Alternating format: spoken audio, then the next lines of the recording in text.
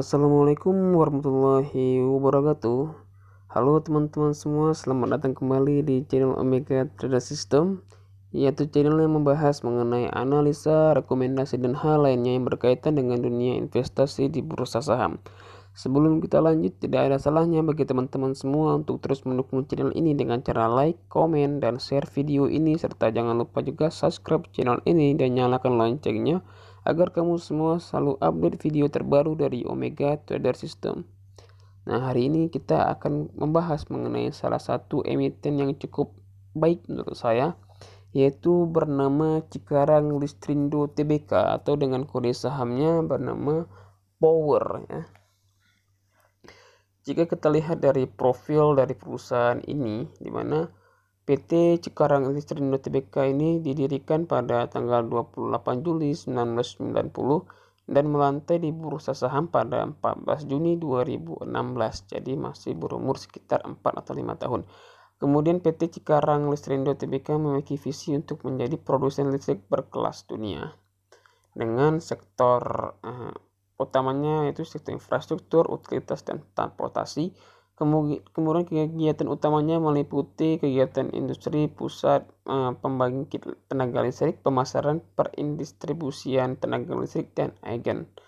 Kemudian juga kita lihat dari segi corp actionnya ataupun aksi perusahaan. Perusahaan ini sangat rutin sekali membagikan dividen dari tahun 2016 hingga tahun 2020 ya. Sangat rutin sekali membagikan dividen ya, jadi cukup baik. Kemudian dari segi teknikal, berdasarkan dari 14 indikator yang berbeda seperti Fibonacci, pivot point, kemudian relative strength index, stochastic oscillator, kemudian juga ada moving average dari berbagai periode, bahwasanya 71% saham ini cukup layak untuk dibeli dan akan mengalami kenaikan yang cukup baik pula gitu. Jika kita lihat dari kinerja dari perusahaan ini ya, kinerja dari perusahaan ini cukup baik, di mana pertumbuhan di tahun 2020 ini cukup positif ya, di mana net profit marginnya itu berada di 14,23%. Kemudian earning per share-nya Rp60,14 per lembar sahamnya dengan price to book value-nya ataupun PBV 1,16 kali dengan price to earning-nya 11,81 kali, masih dalam cukup murah ya.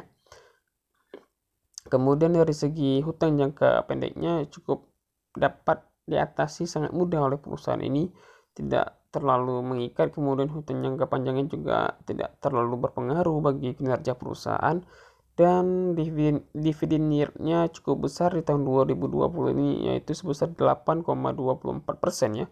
Jadi cukup besar sekali dan juga cukup baik bagi para investor tentunya yang ingin berupaya untuk mendapatkan keuntungan bukan hanya dari capital gain tetapi juga dari dividen.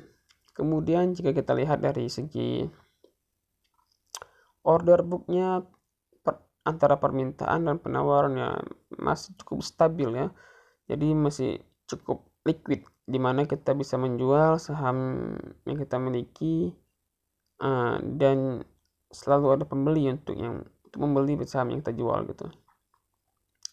Kemudian dari segi pemberitaan yang ada ya, bahwasannya cukup positif ya. Jadi pemberitaan yang ada masih cukup positif, tidak ada pemberitaan yang negatif mengenai perusahaan ini ya. Kemudian yang dari bentuk indikator yang ada, sepertinya harga support dari perusahaan ini sepertinya berada di harga sekitar Rp700 per lembar sahamnya, atau sekitar di Rp695. Teman-teman bisa melakukan open posisi di harga Rp695 ataupun di Rp700 per lembar sahamnya, kemudian bisa pasang stop loss 5% ke bawah, atau sekitar Rp630 per lembar sahamnya. Kemudian harga kemungkinan besar akan mengalami kenaikan ya, dimana harga sudah hampir menyentuh titik support Kemudian jika teman-teman lihat bahwasannya berdasarkan dari bentuk grafik yang ada seperti ini, sepertinya harga sudah menyentuh titik support seperti ini. Kemudian dari bentuknya juga sudah mengalami bentuk yang cukup dapat ditebak apabila harga akan terus mengalami kenaikan. Kemudian apabila harga menembus support, kemungkinan besar juga harga akan mengalami penurunan ya. Tetapi apabila harga menyentuh support, kemudian kemungkinan besar harga akan mengalami kenaikan gitu. Jadi berdasarkan dari kinerja perusahaan dan juga dari bentuk grafik yang ada, kemungkinan besar harga akan mengalami kenaikan di awal tahun 2021 ini ya. Jadi teman-teman tidak perlu takut ya, karena teman-teman harus selalu menggunakan stop loss. Jadi teman-teman tidak perlu takut apabila melakukan trading di saham ini gitu. Jadi apapun emitennya, apapun situasinya, jangan lupa untuk menggunakan manajemen risiko berupa stop loss ataupun cut loss ya.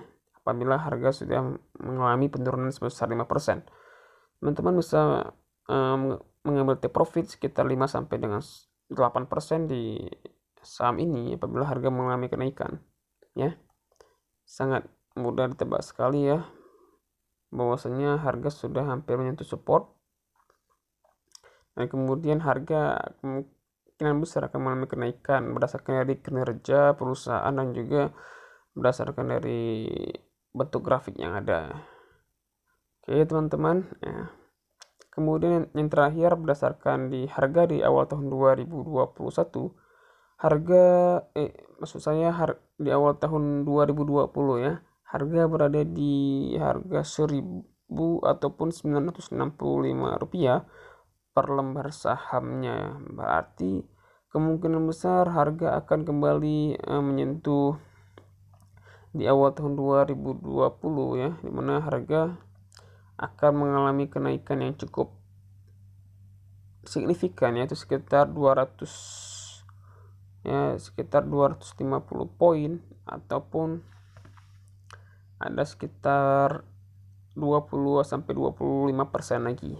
Nah, jadi teman-teman bisa menjadikan emiten ini menjadi emiten yang bisa teman-teman pilih ya, ataupun bisa teman-teman masukkan ke dalam daftar trading harian kita ataupun trading mingguan kita untuk mengambil cuan di saham ini gitu, tentunya dengan manajemen resiko yang rasional dan juga take profit yang rasional.